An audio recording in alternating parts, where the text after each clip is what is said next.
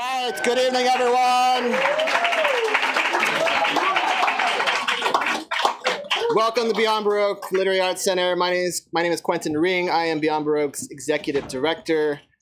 I don't know if you noticed, but we have a new sign on the door. So I'm saying, welcome to the Wanda Coleman Theater at Beyond Baroque.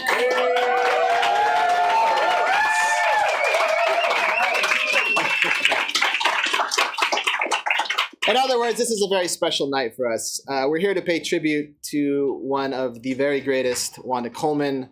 We're here to kick off the Southern California Poetry Festival.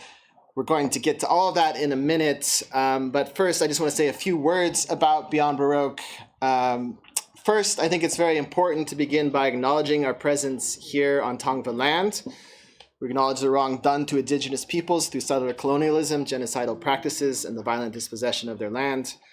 As an arts organization, Beyond Baroque is committed to uplifting indigenous writers, communities, their narratives, and their art. Thank you. So what is Beyond Baroque? I'm going to quote Wanda Coleman. Beyond Baroque was my MFA, and the poets I met here were my classmates. We're a space for poets, writers, and artists. We exist to nurture new writing and to build a diverse literary community. We are very much a community and a space and a set of programs where you can take workshops, attend readings and events, experiment with new work, find artistic collaborators and friends. We do that through our free workshops, the longest running of which is our Wednesday night poetry workshop. It's been running continuously since 1969. Wanda was a part of it, as have been many, many, many other poets. We have a free Monday night fiction workshop as well. And we build community and nurture new writing through our reading and performance series. We have events here pretty much every weekend. This weekend, of course, we have the Southern California Poetry Festival. So we've got 3 days of poetry. Tomorrow we have readings curated by a variety of literary organizations and presses, including Wizache, World Stage Press, Lambda Literary, Air Light, and more. We have poetry and translation from Iran celebrating the Women Life Freedom Movement. And in the evening tomorrow, a very special event, we will have former U.S. Poet Laureate Juan Felipe Herrera here, Safia El Hilo, and Marcelo Hernandez Castillo. They are reading brand new work that we have commissioned for this festival. It's not been heard by anyone else before, so please do come back for that. On Sunday, we have readings curated by Grey Wolf Press, the Tuesday Night Project, the Inlandia Institute, and a bilingual reading and conversation from the anthology Somewhere We Are Human, Authentic Voices on Migration, Survival, and New Beginnings. We have a special reading and panel curated by Diane Ward that explores the influence of language poetry and other experimental poetics. And then we're finishing on Sunday with Sally Wen Mao, Trong Tran, F. Douglas Brown, Rochelle Cruz, and Muriel Leung. That's going to be a very special program as well. So please come back for all of it, for some of it, for as much as you want. It's going to be a good time. We're really looking forward to it. The entire festival is free, as is almost all of our programming. We do pay poets, we pay staff, we make ongoing renovations to the theater, to the back patio. This building is 117 years old, I think, so it costs a lot of money. So usually, when you rename a theater after someone, it's because they gave you a lot of money. Wanda gave us a lot more than that, something much better. But we do still need money. So, if you want to make a contribution, continue her legacy, help support this theater, we'd be incredibly grateful. We have memberships that start as little $60. It keeps our programming free. You can see Michelle. She's going to be outside, her development director, taking memberships and donations. Doesn't have to be a membership. We also have books for sale. We have T-shirts. We have swag. All the 9 yards. We are trying to raise $155,000 by the end of the year. We just got a gift of $25,000, so we're at $105,000 now.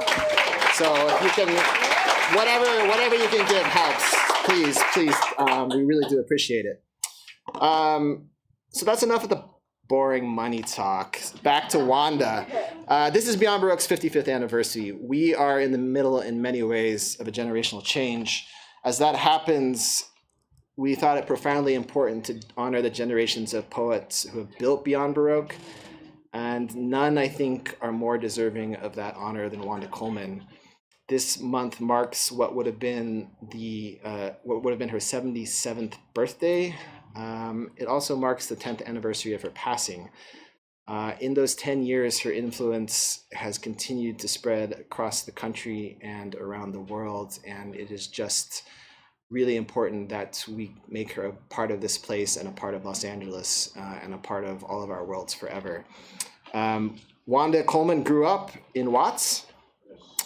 She worked over her life many different jobs. She was a medical secretary, a magazine editor, a journalist. She wrote for the soaps. She even won an Emmy. But above all, she was a poet through almost the entirety of Beyond Baroque's existence. She was a fixture in our workshops and very much a fixture here in this theater. I think you know many of the books she wrote. She wrote Mercurochrome. She wrote Bathwater Wine. She wrote Native in a Strange Land, Trials and Tremors. She wrote Hand Dance and African Sleeping Sickness stories and poems. And Heavy Daughter Blues poems and stories, and Imagos. She wrote the books Jazz and 12 O'Clock Tales, New Stories, Mambo Hips and Make Believe, a novel, and A War of Eyes and Other Stories. She even cut an album with another Beyond Baroque legend, Exene Cervenka, which you could hear playing on the record player as you came in. And special thanks to Gabrielle Seville, who's not here, by the way, who gave us that record. It's really hard to find. She lent it to us for the evening. So what we're doing tonight here is celebrating that legacy. We're going to have a few of Los Angeles' greats who knew Wanda read from her work. We have Laurel Ann Boges, Luis J. Rodriguez, Sesshu Foster, and Pam Ward. But we're also not just celebrating Wanda and paying tribute to her, we're celebrating her enduring legacy, the way her poems continue to shape the language of generations of new poets. And I think we've got two poets here who absolutely exemplify that, Mimi Tempest and Terrence Hayes. Yes, please give it up.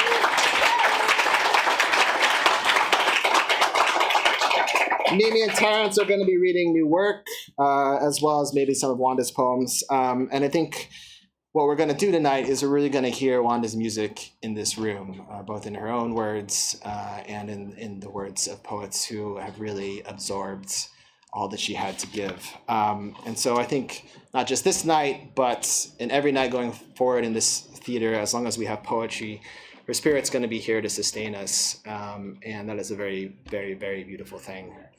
So I'm going to turn it over first to Beyond Baroque's board president, Shonda Buchanan, who's going to give us the official ceremony invocation, say a few words. She's one of my heroes, so please welcome Shonda Buchanan.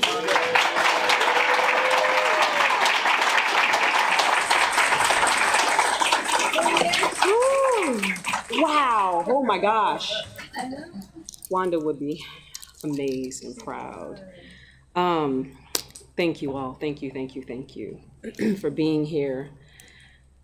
Wanda Coleman is my love language. I remember each and every time I was in her presence because it was like being close to fire. And I always started perspiring.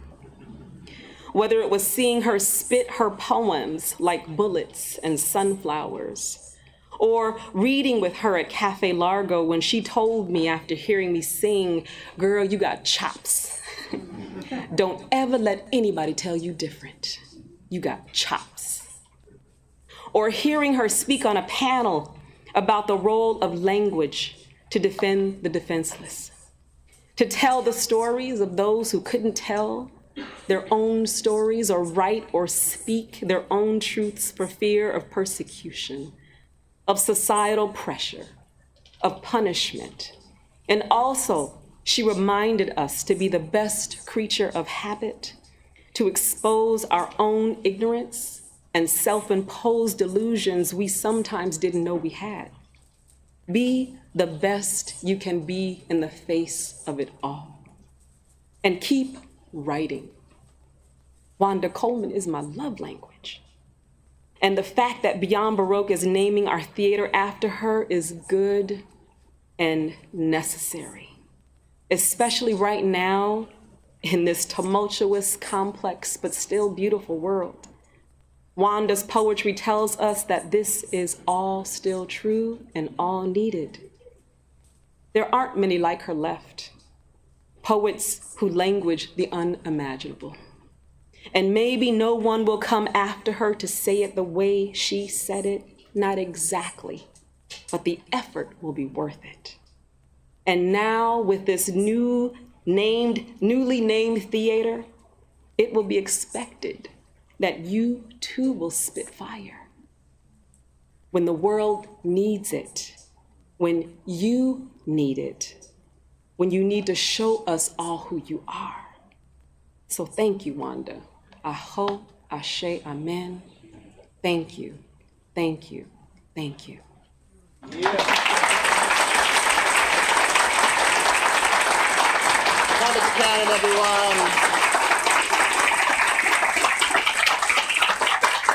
Thank you, Shonda. That was beautiful. So let's get into the readings. Yeah. First up, we have Laurel Ann Boges, who is the author of 11 books of poetry and short fiction, the most recent of which is Psychosis in the Produce Department, new and selected poems, 1975 to 2015. Native of Los Angeles, Boges is well known for her lively readings and a founding member of the acclaimed poetry performance troupe, Nearly Fatal Women. I believe back in the day, Laurel Ann and Kate Braverman and Wanda were all known around town as the Weird Sisters. And so, please welcome one of the Weird Sisters, Laurel Ann Boges.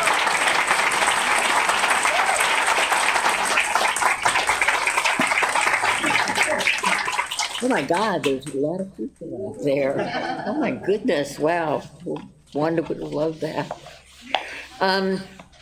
Like many poets, I had a kind of a weird growing up time.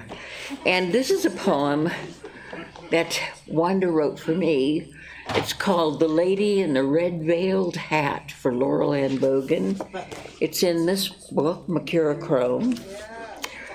As they say, I had a misspent youth. Yes, it's insanity, writing poetry in Los Angeles, but something significant has happened here.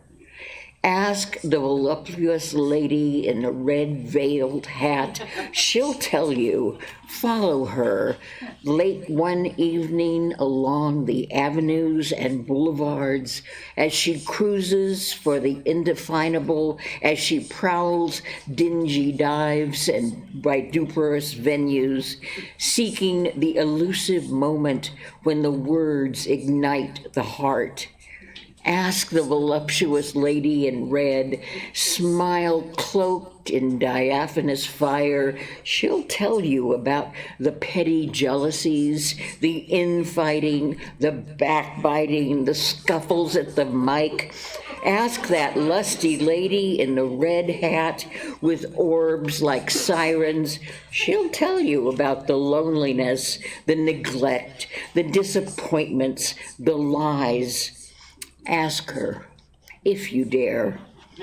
Oh, lady in the red hat, your sable hair, your pale flesh, your lips painted into a wound.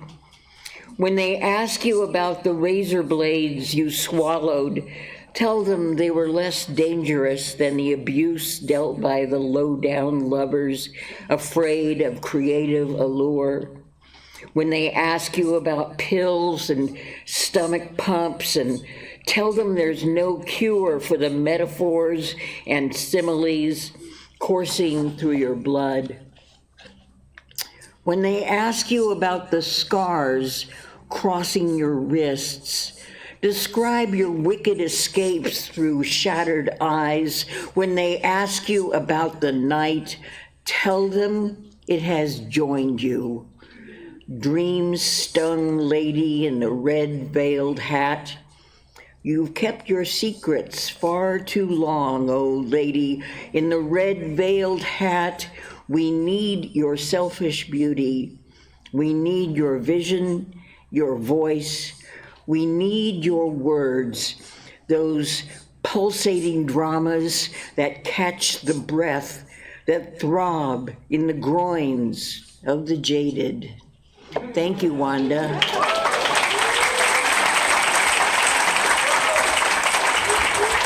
The lady in the red hat, everyone.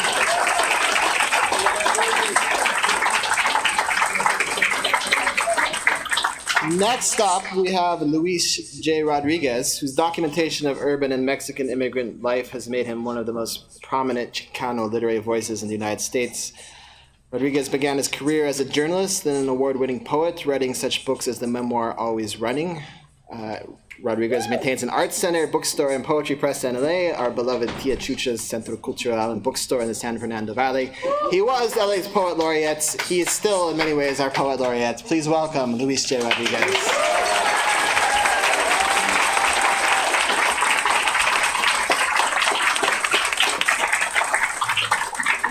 Thank you all. I'm really honored to be here. I'm really honored to especially be here with Terrence Hayes. Thank you, brother.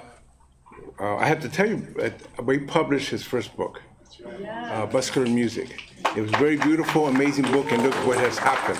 He has taken poetry everywhere. So I want to thank you for all that you've done and representing Tia Chucha Press. And but Wanda, I have to tell a story. Maybe I'll just read one of the short poems because I don't want to take too much time. But as people know my story, I was on heroin. I was living in the streets for 3 years. I was in and out of jails. I was in pretty bad shape. And one of the things that I did to get out of all that, because I was really set on doing that, was to work in industry. And I worked in a steel mill, old Bethlehem Steel on Slauson. I worked at a lead foundry, that old lead foundry that just closed down. Exide Technology had another name. I worked there. I worked in shipyards. I worked all over the place. And I didn't want to keep doing that. I wanted to be a poet. And it was the craziest idea. My parents, who saw me go through drugs and gangs and streets, finally gave up on me when I said I want to be a writer. I said, he ain't no good. So, but what happened is I took my crazy little grocery bag of poetry that I took it to a workshop here. I think it was 78 and 79, like 45 years ago. I was 24 years old. I brought it here to a workshop that Wanda was doing. And honestly, it was really a risk because I remember prior to that, I took it somewhere else and one of those teachers told me, "You're like the worst writer I've ever seen. You can't write for beans." I almost gave up, but when I came, somebody told me, my good friend Manasar Gamboa, "You gotta go see Wanda Coleman." You guys know Wanda Manasar. He was my mentor, teacher, friend. Anyway, I came down here, met Wanda. And I will have to say that even though I don't think she should have done this, she was the most gracious, wonderful teacher I could have had in poetry. And because she just saw something in me that I couldn't see, that others couldn't see, she was sincere. She wasn't gonna lie to anybody, as you know anything about Wanda, but she saw this and she encouraged me very strongly, and it kept me going, actually. Just that one little workshop I went to. Years later, we became good friends, obviously, and then, of course, she's from Watts, and I'm from Watts. And we have a Watts, that's our home community, and it's always, well, you're from Watts, man, you're from Watts forever, you know. So for me, it was always close to be that. And then, of course, when I came back from Chicago, I was on a radio show. She was very embracing of me with Austin Strauss, her partner, and we were just doing a lot of things. One of the most amazing things she did is Tia Chuchas used to have these big concerts at Ford Amphitheater. Remember, 2,000 to 3,000 people would show up. Some of you might remember. It was really great. And she did a great set with her brother George playing piano. It was the most amazing thing. And she was always giving that way. She was always there. And of course, she passed, and it was very sad. And I remember I was a poet laureate, I think, and they named one of the libraries in South LA after her. So I went to that event, and Austin was there. And I happened to mention this, and I believe this to be true. You know, I said the real poet laureate, she will always be the poet laureate, is Wanda Coleman. And of course, Austin, I think, was in tears, kind of like, you know, he was moved, and it's just true. She will always have that place. So maybe I'll read the two short ones. Okay. So I'm gonna read two short ones. They're not the usual ones that you might imagine. I just found these in one of the books that's combination stories and poetry, African Sleeping Sickness. But this is the first one to read. It's called Somewhere.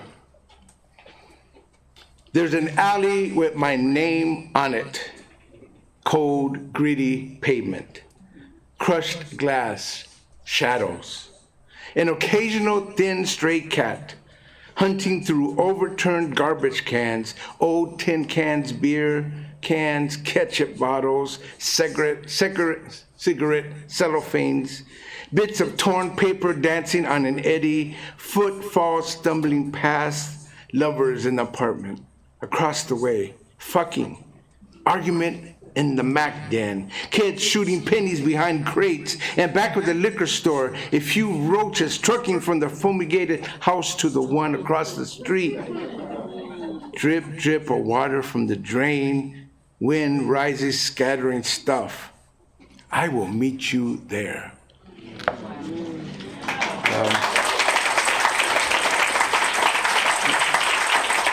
And then I'm going to do this one poem. I mean, she was one of the best poets of rage. It's hard to do that when you're raging, because raging doesn't have much control. You know what I'm saying? Raging, you're blind. You're just going, I mean, you got angry and everything, but rage, and she had this capacity to bring it out and still have control. You know what I'm saying? Through the words, the language, the imagery. And very few people did that. I think Don Ali, Hari Marabuki's Cry, Don't Cry, Scream, that was one of them. Edridge Knight, some of these poets who could really put rage out there. And I had an issue, and I told this my wife many times, that I was a raging young man, and I actually have shot people, I've stabbed people. I don't want to make that a big deal, that nobody got killed, thank God, but, well, that's the big deal, you know. But I wasn't good at it. Good, thank you. So when you're not good at doing that, you become a poet. Is that what it is? That makes sense. But the rage was something that I'm going to tell you that I've never felt more alive except when I was raging. And that's sad, but that's when I was more coherent. That's when I was more, and I had to learn not to do that. I would hurt people, hurt relationships, and before my beautiful wife Trini, I hurt so many relationships and my kids even. And I don't mean that I would beat up on, I would never really beat up on anybody other than guys, you know. But there's ways, when you're raging, you beat up people in other ways. And I have words, and I have a lot of other ways that I can hurt. And so, but Wanda's one of these people who can deal with rage in poetry. And so this is one short one, but it's pretty good, I think. It's called Self-Immolation. It takes a peculiar kind of anger, centuries of racial stress, concentrated into a bitter lifetime struggle, frustration, failure to accomplish.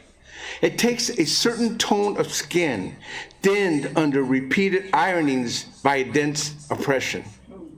It takes the anguish-soaked wick of the heart, the fuel of soul sickened beyond self-love, and some trigger, the flint of a wrong word said, the match of a sudden sharp loss, or the torturous death of an ideal. Then come smoke, then come flame. Yeah. Thank you all very much.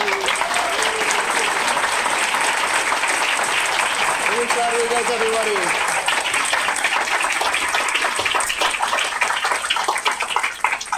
Next up, we have Sesshu Foster, who's taught composition and literature in East LA for 35 years. His most recent books are City of the Future, winning the 2019 CLMP Firecracker Award, and ELA-DATL, A History of the East Los Angeles Dirigible Air Transport Lines. I always screw that up, Sesshu, I'm sorry. A novel co-written with artist Arturo Iromo, published by City Lights in 2021. Just 1 year ago, we were honoring him here at the start of last year's festival. So please, everybody, welcome Sesshu Foster.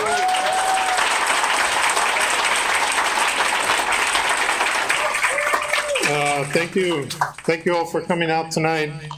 And thanks, Wanda. I know Wanda a lot. I know, I was thinking about, one time I was in CUNY, Buffalo, and I was looking out, and I was in some kind of lobby of some huge building with like hundreds of undergraduates or whatever, professors, and thinking like, what am I gonna say about LA to these people? If only Wanda was here. Yeah, she went before us across the country and did break a lot of the ground for us. When the couple times that I got grants, later I'd find out, oh, Wanda was on the panel, or like people would ask me for work, and then they would say, Wanda said you would send us some stuff, these kinds of things. So yeah, she went before us, and we owe her a lot. As Lewis was pointing out,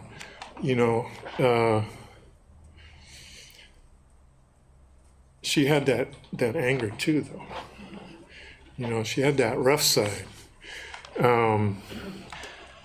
I think it's her first book, Mad Dog Black Lady. She didn't call it that for nothing.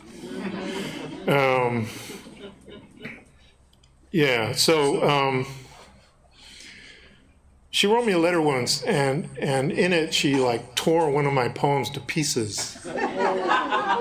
And then after she passed, they had this tribute for her at UCLA that they invited me and Tisa Bryant and I think it was Will to be on a panel.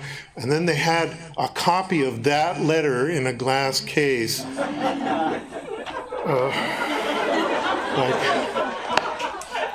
Generally, I tried to stay on her good side. I'm going to read two poems that are like self-portraits, though, where, she takes the knife to herself.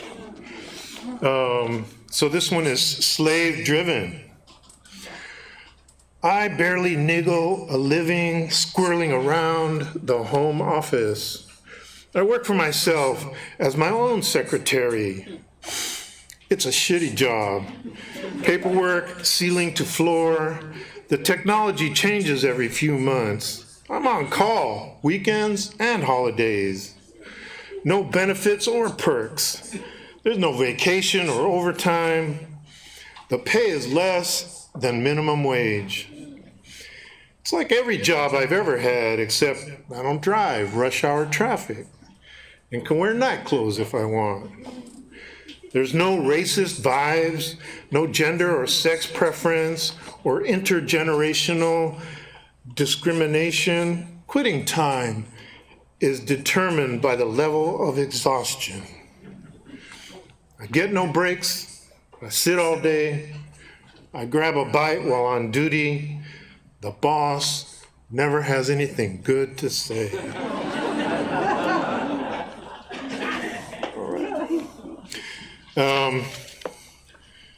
The next one, she cuts herself a little more slack.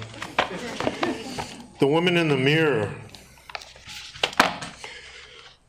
Thoughts about rude limousine drivers and cabbies who do not open the doors for me or turn on the music I want, and how that corresponds to the rest of the slammed doors, corridors of them 5 decades long, wood and iron as tightly bolted, cold as a gravedigger's dick,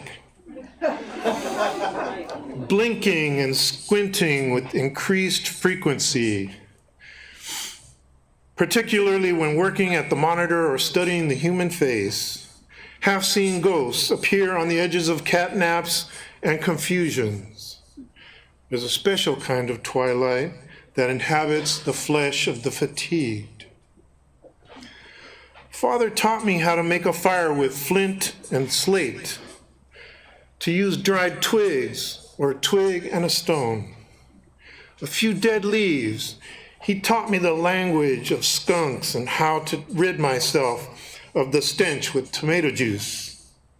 Father taught me how to pitch a tent, ride a bike, hit a home run. He taught me that grief grows on the north side of the soul. The face in the mirror is the face I share with her.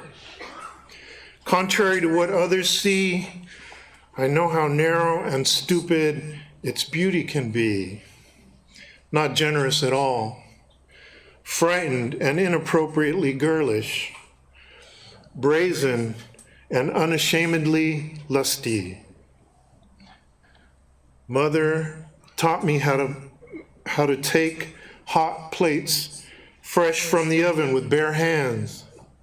She used to warm them on the upper rack, explaining how rich white people do not like their food served cold.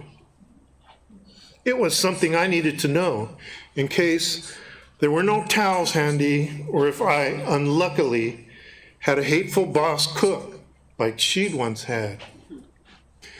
My sister, my girlfriends, my bleedings of blood, still my gender, my skirts spotted with red after sitting on the bus or on the car seat, the skin between my thighs, so delicate it is torn away by the stickum.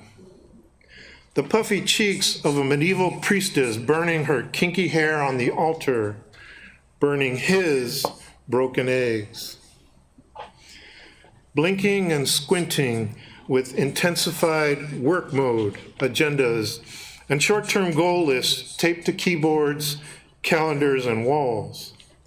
Priorities are a generation deep, and the notion of meeting them far-fetched, yet I harvest the mold, collect the dust and the ashes, carry water from deep wells, and damn whatever bone, whatever muscle groans.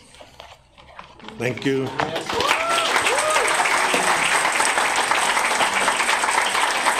Sesshu Foster, everyone. Next up, we have Pam Ward, who just released her poetry book, Between Good Men and No Man at All, in World Stage Press. Pam is published in Chiron, Calyx, Voices of Leimert Park, and the LA Times, while running design business and creating her own community imprint entitled Short Dress Press. She is a longtime friend of Beyond Baroque, and please, everyone, welcome Pam Ward.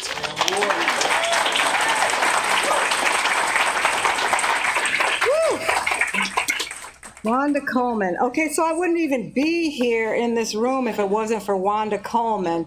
I was working at a place called the Woman's Building downtown, and they used to do art shows and poetry readings and stuff. And so I was there at a little job in graphics, and then all of a sudden I hear these two voices. It was mostly white women, a few Latinos, and I hear these voices come in the room, and they're talking shit, man. And I'm like, and laughing and loud and boisterous, and I was like, who are they? And they introduced themselves. They were Michelle Clinton and Wanda Coleman. And I was like, where are you guys from? And they're like, oh, we're from Watts. I said, well, my mama's from Watts. And actually, my grandfather's from Watts. My grandfather brother played with Nat King Cole as his bassist. And one thing that I remembered, and I think it's apropos for Wanda, is, you know, she was a person from the streets, but she honored and made the streets beautiful. And Nat King Cole, people used to ask him, where did you learn to play? And he would always say, SWU. And that was Sidewalk University. And I feel like I'm from Sidewalk University, and Wanda was from Sidewalk University, and I just feel that that's in the house tonight. So thank you, Wanda. All right, so I'll do this poem first.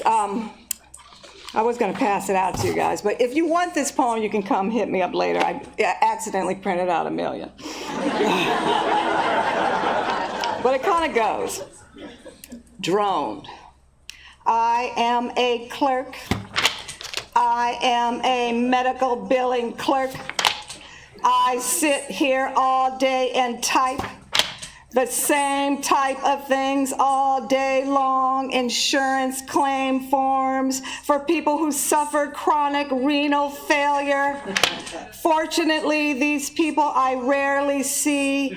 These are hardcore cases. Most of them are poor, black, or Latin. They are cases most doctors refuse They are problem cases. Some of them have complications like heroin abuse. Some of them are very young. Most of them have brief charts, which means they died within a year of beginning treatment. Sometimes a patient gets worried about his or her coverage and calls this office. I refer them to a dialysis unit caseworker. A few of the patients do bad things. For instance, some of them might refuse treatment as scheduled. Sometimes they get drunk and call up the nurses or attendants and curse them out. Sometimes they try to fight the attendants because they feel neglected, afraid. Sometimes they wait until the last minute to show up. At the very last minute, most of the patients, good patients, quietly expire. I retire their charts to an inactive file. A few more claims I won't be typing up anymore. They are quickly replaced by others, Black, Latin, and poor. I make out crisp new charts, and the process starts all over again. The cash flows and flows and flows so the doctors can feed their racehorses and play tennis and pay the captains on their yachts and keep their children's college tuition and trust and maintain their luxury cars. For this service, I am paid a subsistence salary. I come in here each morning and bill the government for the people, by the people, for these patients. I sit here and type. This is what I do. This is very important. Day after day, adrift in a river of forms that flows between my desk and the computer that prints out the checks. There are a few problems, but I am a very good clerk. I sit here all day and type. I am a medical billing clerk. I am a clerk. I clerk. Thank you. Thank you. So, yeah, I came to Beyond Baroque because they told me about Beyond Baroque, and when they said it at first, I said, Beyond Broke? What is that? And so, here I am driving from Crenshaw all the way down to the beach, and I found this wonderful workshop. At that time, Michelle Clinton was running it, and then Wanda's album with Exene is in there, so I get all this material and stuff, and I am forever changed. I mean, if you can imagine a workshop where they are talking shit, and they're like, girl, that bull! And so it was wonderful. And if you knew Wanda, if you saw her, she was always like, we had afraid. She was the baddest bitch in the room. She was the baddest bitch in every room, statuesque. We went to a club in Leimert called Babes and Ricky's. And I'm sitting there with Wanda and Michelle and Marilyn Murphy, bless both their souls. And this bass player just locks in on Wanda. And he's just strumming that bass, he's just, and then Wanda's looking at him, he's looking at, and then finally, after 3 songs, and they are just into it, Wanda is tipping out. I go, Wanda, where are you going? She goes, Pam, I got to get out of here. She was married to Austin there. She goes, or I am going to get in trouble. So okay, girl. This is my favorite poem of Wanda's. It's called Wanda, Why Aren't You Dead? Wanda, when you gonna wear your hair down? Wanda, that's a whore's name. Wanda, why ain't you rich? Wanda, no man in his right mind wants a ready-made family. Why don't you lose weight? Wanda, why are you so angry? How come your feet so goddamn big? Can't you afford to move out of this hellhole? If I was you, or you, Wanda, what is it like being black? I hear you don't like black men. They tell me you're AC/DC. Tell me you're a nympho. Tell me you're into chains. Wanda, I don't think you really mean that. You're joking, girl, you're crazy. Wanda, what makes you so angry? Wanda, I think you need this. Wanda, you have no humor in you. You are too serious. Wanda, I didn't know I was hurting you. That was an accident. Wanda, I know what you're thinking. Wanda, I don't think they'll take that off of you. Wanda, why are you so angry? I'm sorry, I didn't remember that was important to you. That's right, exactly. She just said that out. Wanda, you always on the attack. Wanda, I wonder, why ain't you dead? Bless your soul, Miss Girl. Pam Ward, everybody.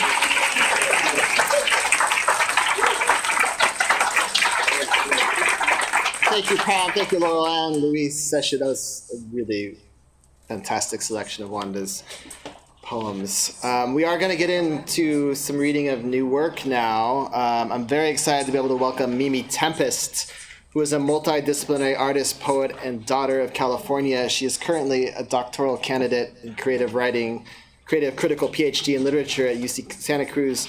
Her debut collection of poems, The Monumental Misrememberings, was published by Co-Conspirator Press in 2021, she was selected for participation in the Lambda Literary Writers Retreat for Emerging LGBTQ Voices and Writers.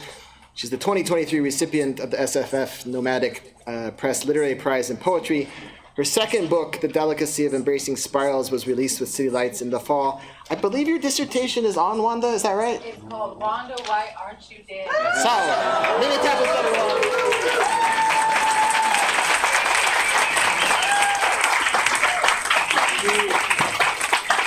Thank you for that opening, Pam. That was going to be one of the pieces I wrote. But my dissertation work is on Wanda Coleman. I'm super excited. If anyone in this room can find Michelle T. Clinton, please hit me up. I know where she is. Okay, well, girl, we got to hit up. We got to talk to each other afterwards. Last time I heard she was in New York, but that's, hearsay. Oopsie. And I'm up north, too. She's in Berkeley? Yeah. I'm in Berkeley, too. Liston's rule. Even if you're acknowledged a champ, the belt will be given grudgingly when they do not like or deeply misunderstand you, and you will prance naked into oblivion minus critical acclaim and commercial endorsements. Wanda Coleman. The delicacy of embracing spirals duplicates a foreign tendency to graph the landscape. It dizzies itself to become peer pressured, grows through movement as time. The foot following the other makes steps sound like wind howling. All I ever have be the roundabout draining through the concept of a mind. A brain bears logic when magic decides to leave the room. I'm barely in my body. I forget to conjure here. I hone frequencies out of possibilities, masquerading as Sundays. I take up space. I take up moons. I swallow ecstasies. I grin big, forget a face is what trains the world's eyes to fancy allergies. A meteor crash of a serious self. Like how drunk and high and heartbroken the streets gonna leave me every weekend. Laugh at the minstrel showcase of a conscious being. Who you gonna be today? The tenacity fingering fiction of the human condition. Whose face you gonna sing today? Linger to Bella without teeth. Align to a cosmic counseling. Fly not to think. Blend not to blur. The lines of irrefutable irony. The x-ray of a melancholic poet. Drug-addled, drunken demon, dreary, drowning, desperate without cause. Who you gonna be today? Greet them at the Astro. Say hi to Wanda. Tell him it was all a lie. Tell him this form is a second. Tell him to dread the spiraling, to enhance the spiraling, to force the spiraling, to manifest the spiraling, to embrace the spiraling, to distract the spiraling, to ride the spiraling, to stop the spiraling, to obliviate into madness and laugh at the fickle trickster who knows when to disappear into it all. I forget to laugh during the descent. The insane self, the same question, take it all too seriously. The iridescent subject, the channeler, the menace, the griot, the society, and the society barking back at itself. Briska doesn't talk only to kill the self. I was never here. I am never here. The here is never here. The moment counts down to consent. Singularity in the electrodes of a heart monitor. Charred teeth, charred soul, frozen nodes of fate awaiting the weight of its own feather and heart. Who you gonna be today? At the center of infinite, the body proclaimed a black girl child. Each phase of puberty pronounced a testimony of humanity, yet the audience wasn't sold in the performance. Perchance power being the voice of the child. A pistol trigger warning, the child wields an entity of fury through gritted teeth. The eye be collapsing. A primordial judgment to step foot on porous ground, philosophical unto extortion, burning passion unto exploitation, violent for preservation. Be the rage, don't perform it. Wear the rage, don't let it get stuck. Break the rage, don't fold it. Fiend the rage, don't fantasize. Surrender the rage, don't personalize. Drift the rage, don't escape. Stir the rage, don't let it build. Feminize the rage, don't father it. Transcend the rage, don't let it become you. Sculpt fallacies only to tell the truth. Be human always, but godless to your enemies. Be an enemy and reveal your palms tonight. Appeal tonight and let your greatness parade for the masses. All the forces testifying for me to spit on laps. Forget that my gums have been numb for a pair of 8 weeks. I witnessed my foes erode to bloodlust. Every tasteless and variant attempt to harm my spirit will make a star out of me. I never needed nor wanted an end in the first place. No Machiavellian setup can humble the God behind my tongue. Who you gonna be tomorrow? Reveal too much. Say nothing at all. Fish for compliments in a sea of sharks, dressed finely only to let the wolves rip you to shreds, prance in their clothing every Sunday, become a dusted metaphor or two, pretend to be a writer, fancy yourself a rock star, scoff at the ridiculousness of a principled poet, hear the spoken word slam. You hear the spoken word slam? They ain't saying shit at all. Disappear into the Kia, destroy flat, gaslight the imagination. Gaslight your mama. Gaslight your friends, gaslight the city. Gaslight the you that plays Heyoka on stage. Gaslight the audience. Gaslight your sisters. Gaslight the one man without a soul who claims to be your gaslight the city again. Gaslight the stage again. Pretend to have a name again. Pretend to have a name again, again, again, again, again, again, again, again, again, again, again, again. Again, again, again, again, again. Make me do it again, again, again, again, again. Hide in the symbol of the nucleus. Transcend the spiral. Die fiercely, only to be born again. In the margins of this third eye, a monarch butterfly exercises the feeling of you to be blossomed out of chaos. Honor the softness that craves to emanate from you. I care enough to observe the spectacle of myself. Charred innocence lingers its eyes into slumber. Camouflage youth impertinent to maturation. Fly north to eucalyptus. Forget the previous iteration of a soul's territory. Aim to testify upwards at the sky. Build this life as a temporary home. Chime exhales. Brew a prolonged death. Cry for no more here, or what was and what is and what migrates in endless topography. The truest shape of me conquers into regeneration. There are no values stationary in this grace, just an ounce of face daring to smile itself into oblivion in order to heal. Accept the close proximity to annihilation. Your nearest deathbed is a mirror. It looks a lot like my eyes. To part from ego, design a framework composed of lotus bloom, and let your cynicism dissipate. Magic.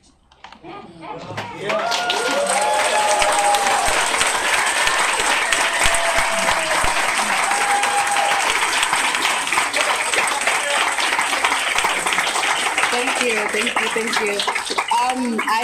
I think I'm the youngest one on the bill, which is okay with me. I'm a few generations removed from Wanda, and I will never had the opportunity to meet her, at least not in the physical realm. I've met her in so many other capacities. But I'll tell you how I came to Wanda. So I too was a junkie like Luis at some point in my life, and I escaped to the Bay because I was gonna get my shit together and fuck Los Angeles. Right? So I ended up at Mills College, and my mentor was Trong Tran, and I walked. Yeah, Trong. Shout out to Trong. That's Trong. I walked into Trong's class and I had a shaved head. I've always been a beautiful woman, but sometimes I don't want people to see, all of this. So I had a shaved head. I had like a punk T-shirt, a choker chain, and I walked into his class with the attitude. And he goes, "You remind me of my old friend." I was like, "Okay, whatever." "Who's your friend?" He goes, "My friend Wanda." All right. So I wanted to do a presentation in this class on either Harriet Mullen or Sesshu Foster. And he was so adamant about making me read The World Falls Away. He was like, no, you don't have a choice. You're going to read this. You're going to present on this. So I presented on that work, and I was like, okay, cool. You know, I still like Sesshu, whatever. Like, you know, so I went to his, we went to have dinner at his house, and he's telling this story about how Wanda was at his house with his students a few years prior from when she passed. And as he's getting to like the puncher, he's telling a story about what something not so nice that she said about June Jordan. I won't say what she said, but as he's getting to the hook of the line, to the hook of the story, the height of the story, the lights in his entire house just flashed.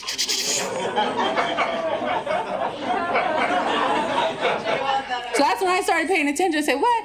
And my homegirl Toya, she goes, Wanda, we hear you talking, you hear us talking about you. We sorry, girl. We sorry. We're not going to play with your ass no more. But ever since that moment, I was like, whoa, this is weird. And it took me on a 5-year spiral and a discovery of Wanda Coleman. And ever since then, I realized that I was supposed to be there in that moment with Trong and the lights, and she became my obsession. So I've been obsessed with Wanda for the past 5 years. So much so that I've dedicated the past 5 years to this dissertation. And I'm proud to be here. I'm proud to be a part of her legacy. And I know that over time, it's just gonna keep on expanding because that's the type of woman she was. So I'm honored. Thank you.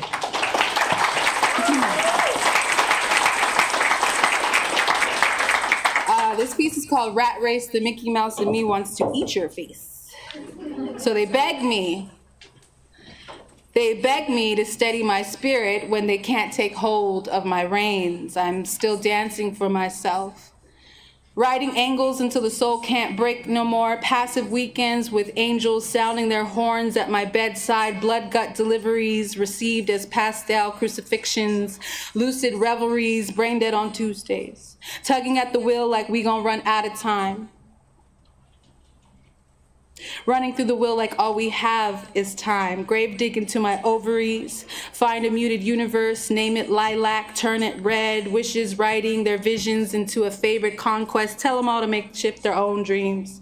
Make it desperate and begging for mercy. My lineage never taught me how to be, just how to serve. I never wanted these prayer hands. I opted to be a project of eloquent violence. God is as real as she never was. They all got kingdoms hissing behind their eyes, yet fail to admit in order for a black woman to worship herself as God, God must change. Do you see the sky bending over backwards anytime soon? Why wear a crown when you can make claim to your own head? What good is truth when all you can do is think about it? Decapitation is the friendliest reminder of our yearnings through revolutionary contaminations. There's no way of all seeing without being seen. This is organized in every direction. I endow myself as the monument of my own fantasies, believe in this life as artifice, with ancestors roaring in the cyclone of my middle name, and Sekhmet firing from the back of my throat, and every item delivering as my decency, shedding itself through my descent into purgatory. The pros and cons of my faithfulness renders me the greatest Saturday. Sightings of me as a sage, less Marjorie Kemp, more Roxanne Shante. Spitting cayenne takes between loads of laundry, what mama's expectations hounding at my backside. The frenetic consciousness of my body holds more weight than the tedious posture of the poet. Chin up, eyes down. Snarling niceties and the grace of fairness hit the mic and gravitate into a flow, only to ask my mind's mirror, are there passions that you have or passions that have you? How many interpretations can be had before the utterance of a single word? Will you fall prey to the exhilaration and perils of being too loudly? Will you let this paranoia stick to your lungs? Is this an antebellum decadence, or do I have a bloodthirst to go round for round? My readiness is already being interpreted. Hinted, I'm always auditioning to be something else. Tell me you got it all figured out. I'm a tyrant to this fashion. carrying my essence and audacity against decor, black and an excellent human to a fault, a hybrid corpse-defying continuum to become America's most brilliant psycho. A stream of consciousness sold downriver. Everything's available to pollute. I've been turned on. I've been metaverse. Being born with only a touch of reality, I refuse to be minimized. They not gonna do me how they did Wanda. I've become righteously indignant and hyper-aware of the whiteness that powder kegs their excuse of an interrogation. My new poem, full of my ego instead of myself. Fuck it. My Los Angeles melancholia will wear its hat again. A compound fraction in the study of undeniable madness. I've been trying to destroy this reality since I first opened my eyes, surveying all the peace I can disturb if I've yet to find my own. This is my new high. Truth or dare? Dare. I'll be first. I dare you, like Wanda, to pick up a pen and not bubble in a poem. I dare you not to sleep on any prodigious black woman's soliloquy. I dare you to hold these words and find yourself implicated in the violent acts that serve as backdrop to the blood spilled onto these streets. I dare you to hold your applause, to pull the machete out your neck. I dare you. Thank you.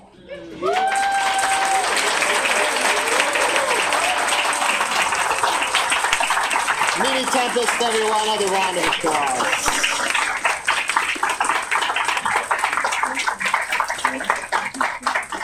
All right.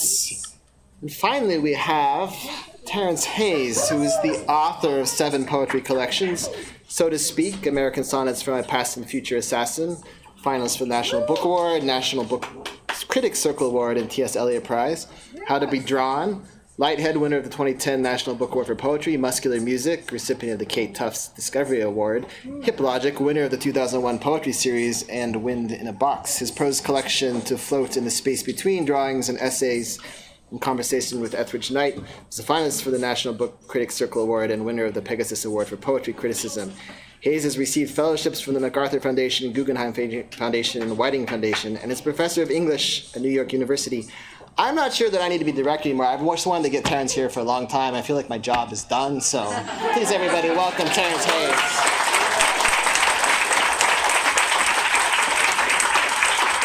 All right, man. I know I'm a sweat, so let me get my handkerchief ready. Wow, this is so good, y'all. Can I just say, though, fan first of Wanda. The work, which is to say, I really could just read y'all a bunch of her poems. I do have books. That's a problem, because I really just want to read you some of her stuff. This one I had memorized. Can I do it from memory? It's the title of the book, Wicked Enchantment. Let's see. It's American Sonnet number 95. Seized by wicked enchantment, I surrendered my song. As I fled for the stars, I saw an earth child in a distant hallway crying out to his mother, "Please don't go away and leave us." He was, I saw, my son. Immediately, I discontinued my flight. Is Wanda talking now?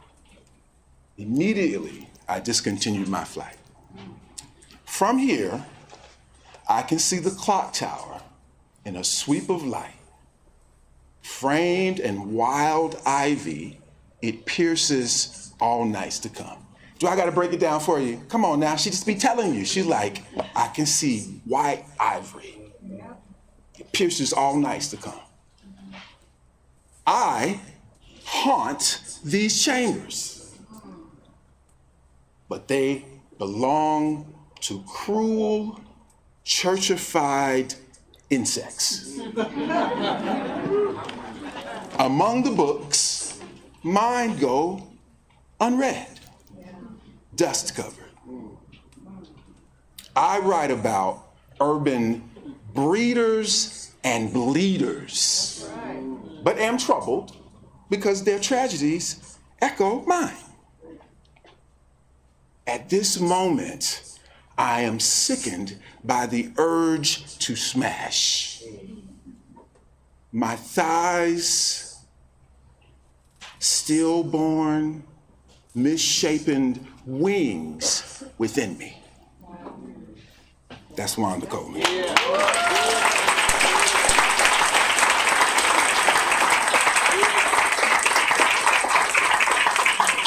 There's a bunch of stuff in it. But let me see if I can do one more for you. And Terrence edited the book, just so you know. See, I'm already swell. One more, and then I'll get to my stuff. Because also, so the thing about the rage, the reason I was interested in those American sonnets, which, I started doing them as soon as Trump got elected. So that was like November 9th or 10th. And on November 13th, her birthday came.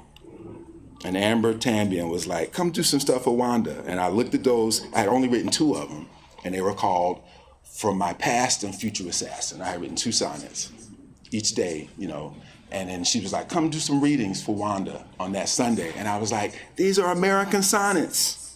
And so they became that from then on, because it was where she could put that rage. I don't know why she never did a book. I mean, we did have letters and stuff. I could talk to you about like the kind of letters she would write. They would kind of go off on tangents to get on people. But I always thought they should be in a book because of the sonnet being a love poem for her rage, for her anger, for her invention. I mean, she was a formalist too. And I just want to say, a reader.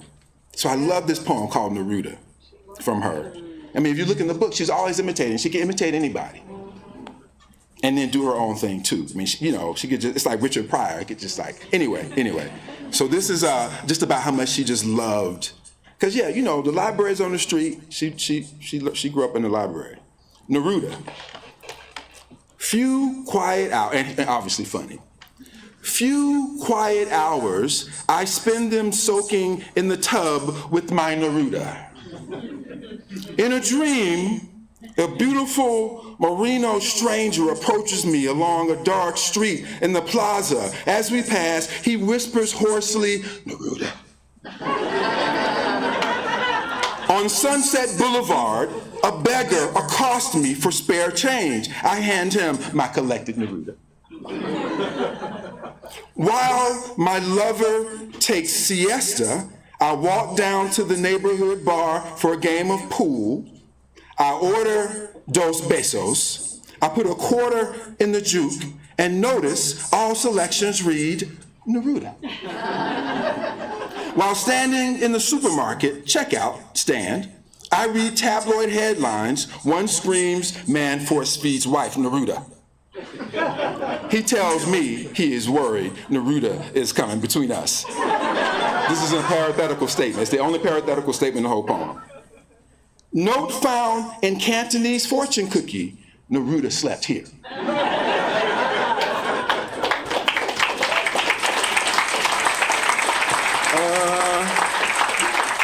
So much to do. Let me see if I can get through all this stuff for y'all. So here's, in this book too, it starts with an American sonnet.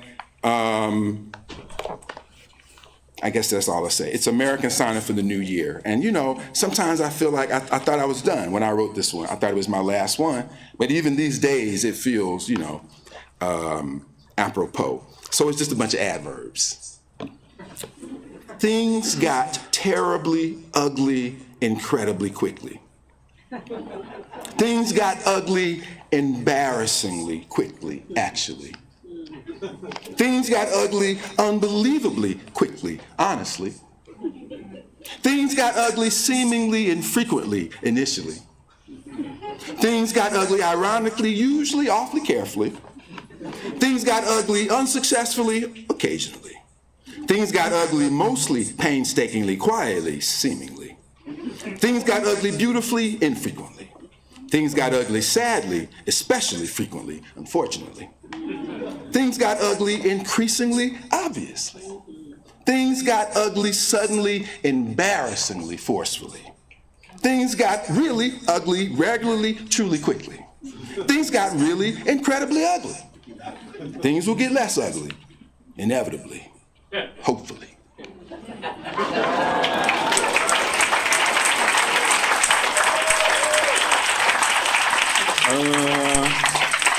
So, the voter, about the idea too. I mean, again, this is just what I'm getting out of how I understood her American sonnets when I would be teaching them. And I sent her one in the book before the American Sonnets. There's a poem called American Sonnet for Wanda C. It's the only one she ever saw. I just sent it to her, while we were like writing letters and stuff. But again, this idea of like the turn. So in that one, it's that hopefully.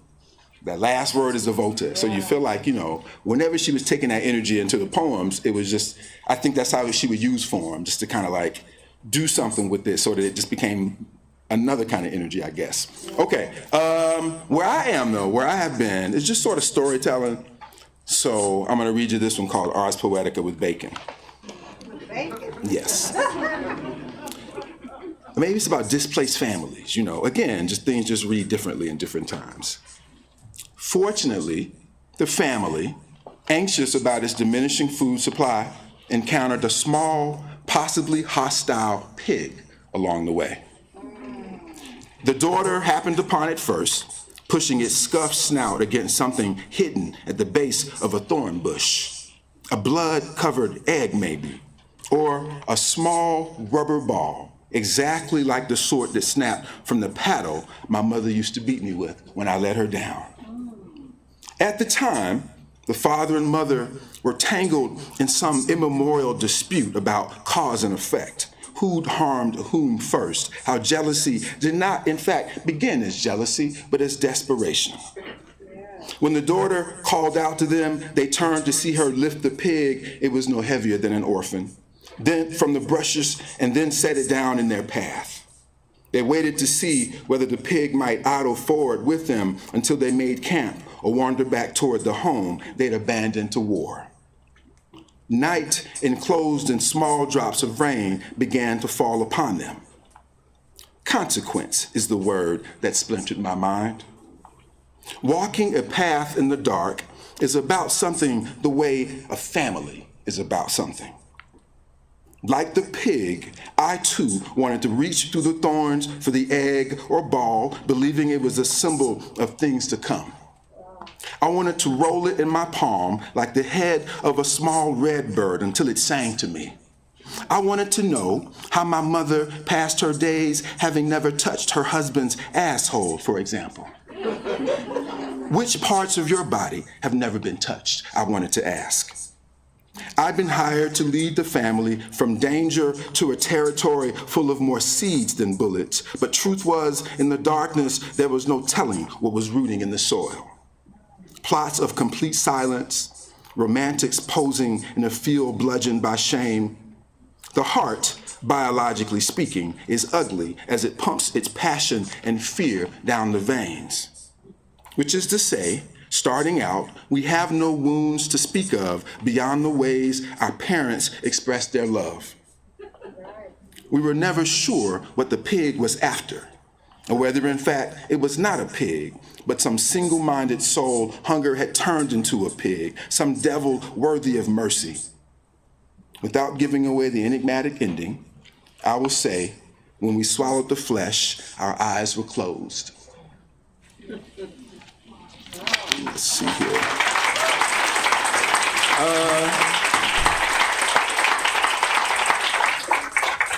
Here's now people say this word differently.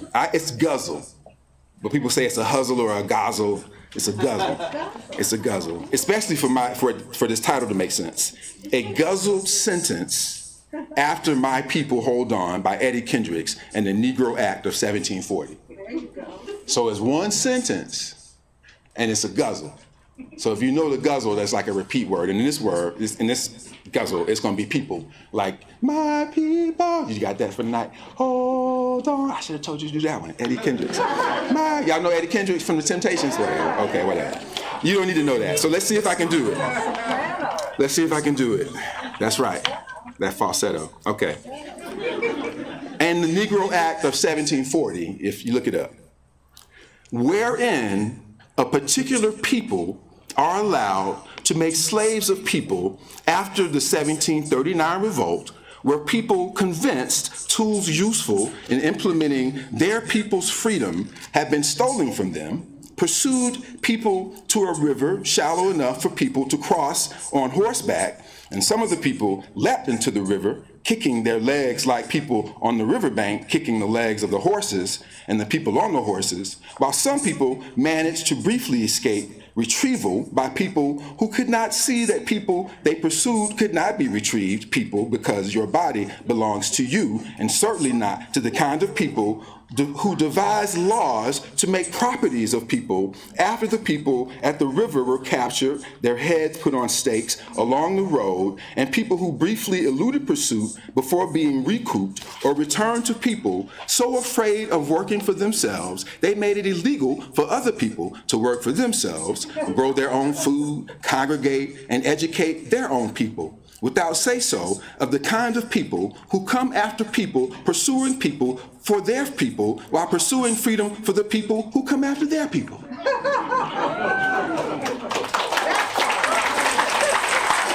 It's crazy. You know what, let me read, I guess I should read something from this book. I saw it was there too, it was out there. How about somebody that we could think of as like Wanda Coleman's sister? I mean, there's so many people that get overlooked. So y'all know about Yeah. I don't even know if Wanda liked her. I know who Wanda liked and she didn't like, so. And she was a little prickly too, so I don't know if they were.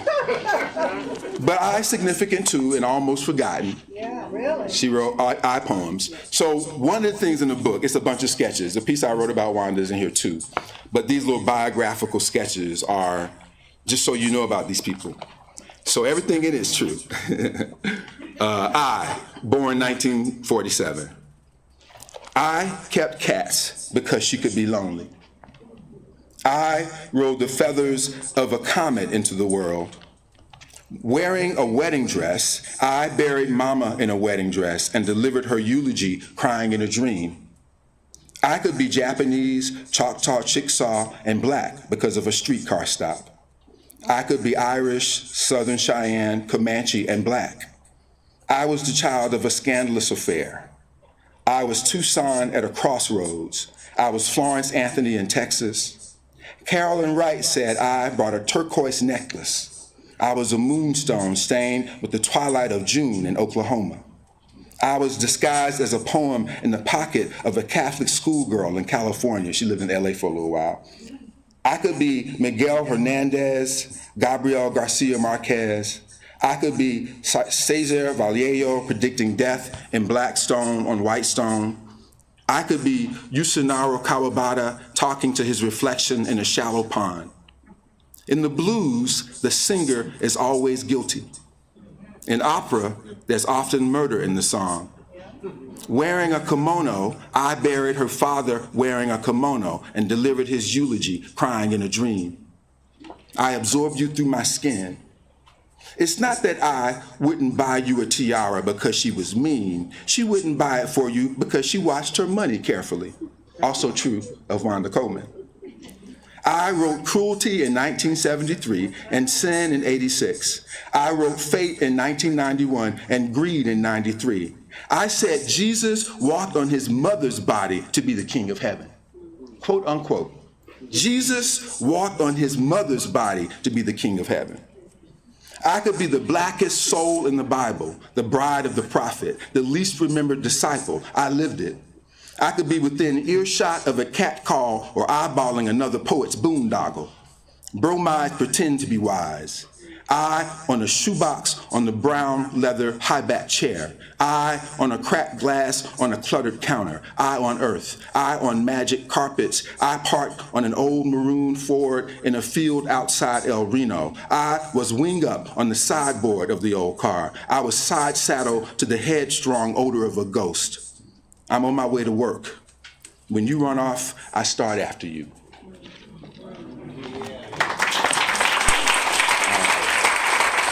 Just a couple more. Two more for California. This one's called Continuity. I did this for the actors, the freshmen. I was like, okay, they got it. They were the first people to get it, like what continuity is. I was watching this movie with my dad. I'll tell you what it was later. And in the movie, the woman passed the dude like it's the first line of the poem. She gives him a coat, and then in the next click, she gives him again. So that's a continuity problem. Y'all know that. Right. So I saw that. I was watching with my dad. I saw it, and I was like, did you see that? And he was like, yeah. I was like, I'm going to go write this poem. That's what this is. So it starts out, continuity. Before getting into the cab, she hands him a cup. Then, after they kiss, she hands him the cup again.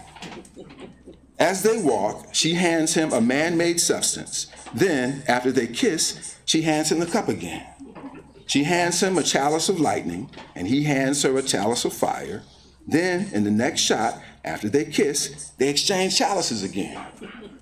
When she goes through the metal detector, she carefully places a pair of hoop earrings in a plastic tray. When she retrieves them, there are 2 silver bangles she fits to her wrist. When they climb from the cab in the rain, her hair is wet. But when they kiss on the sidewalk, her hair is dry again. After she takes off her helmet and breastplate and enters the water wearing nothing but courage, she says to him, "You are nude, but you must be naked to win." But the subtitles read, "To survive, you must bear the heart." When they climb from the river, her hair is a river where night has fallen, tangled with twigs and stars, parting like a path of escape. But in the very next shot, as they climb from the river, her hair is braided with wire and string. When he bangs on the rain-streaked window of the cab, yelling her name in a pivotal scene, briefly reflected in the window, in the rain, tangled with wires and stars, above a river, is the hand of a fan or a stagehand, bodyguard, body double, bystander, interloper, beloved ghost, and the 2 of us watching from a bridge on the far side. All right. This is the last one. Well, you know what? Let me try. How about a granddad? So this is another one from the book. This is Bob Kaufman, who is in there. You know, he's in Wanda, and nobody talks about that, the deep, rich surrealism that she brings to the game. So Bob Kaufman, born 1925. When Bob Kaufman dies at age 60 in 1986 from a condition in which the liver does not live properly due to long-term trauma, the ghosts he meets traveling the road from San Francisco back to New Orleans call him the Buddha fly because he is pajamaed in a burlap robe and holds a quill made of a crow feather in his writing hand and a writhing crow in the other. A transient cloud defecting to God while lambasting the 5th commandment like Noah shipwrecked and gnawing his nails with his wisdom teeth, Kaufman was thin as a skeleton transported to the realm of symbolic meaning. It was the middle of a triple-digit July. A gate swung between cafe excursions and nights of smothered rage, spontaneous revelations exploding into birdland saxophone riffs, black rain falling on the snow, ancient rain falling on the maternal from a distant American sky, crackling with eclipses, commuted bluenesses, footpaths hidden beneath shadows, shivers impaled on slivers of wind and silver traffic impaled on nautical sounds of weeping and sweating. A pregnant tongue bounced up and down like a merchant marine counting vultures and stars from the deck of a sinking ship in the mouth of Bob Kaufman. He wouldn't put the quill and crow down even when the ghosts offered him shade and drinkable rain. All right, okay, now last one.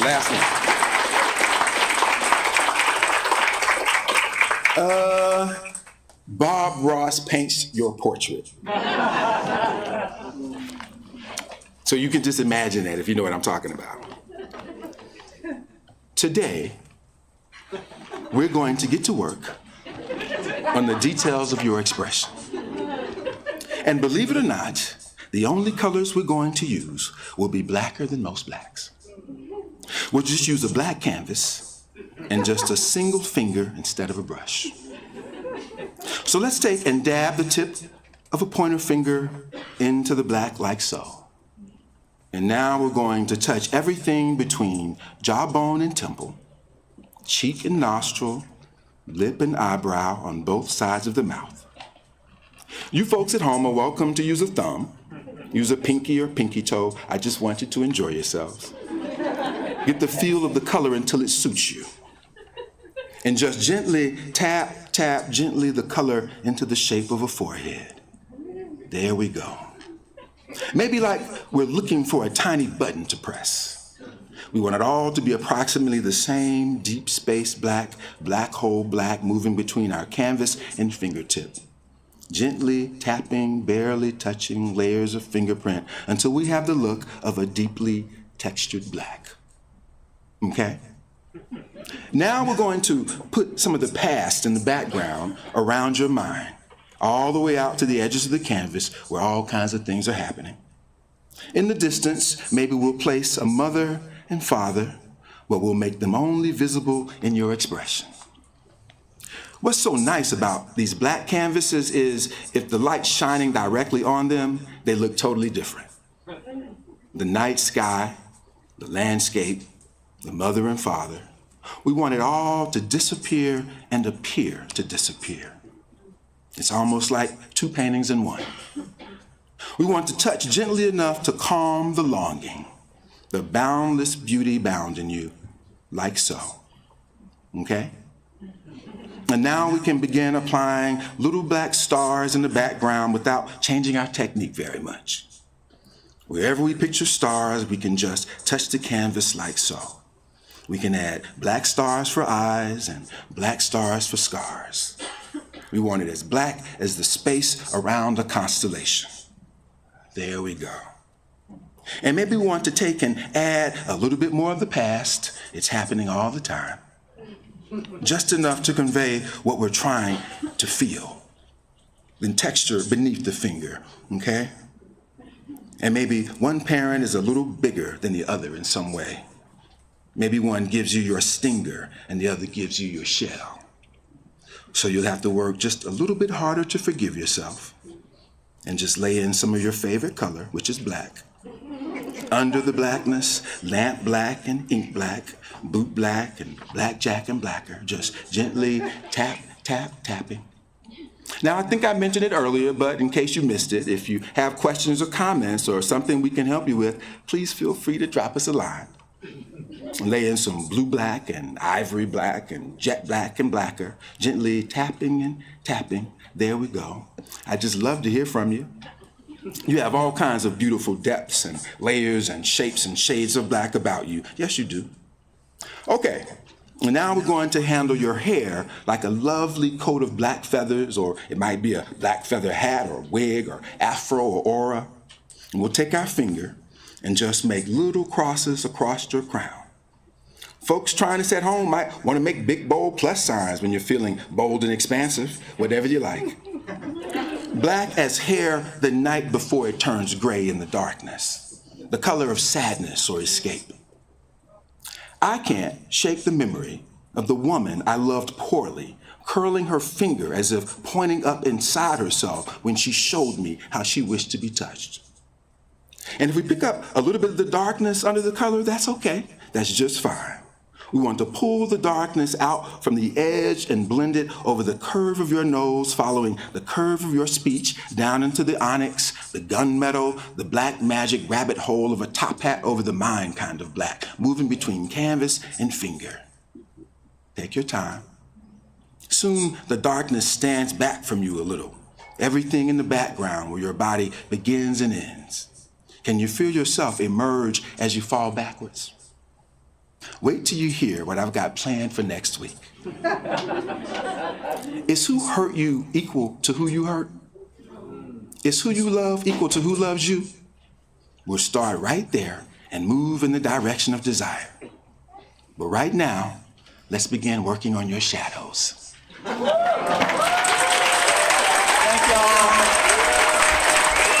Thank you, Wanda.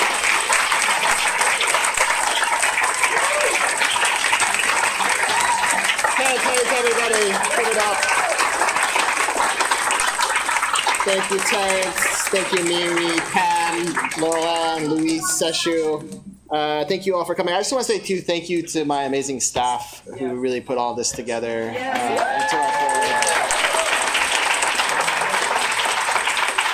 We have books for sale. All of our authors will be able to sign. Please buy some books, hang out in the back patio. Assuming it's not raining. Even if it's raining, we can dance in the rain, whatever. But seriously, thank you all for coming. Come back tomorrow. The festival continues, and we'll be here in the Wanda Coleman Theater. Thanks so much for coming.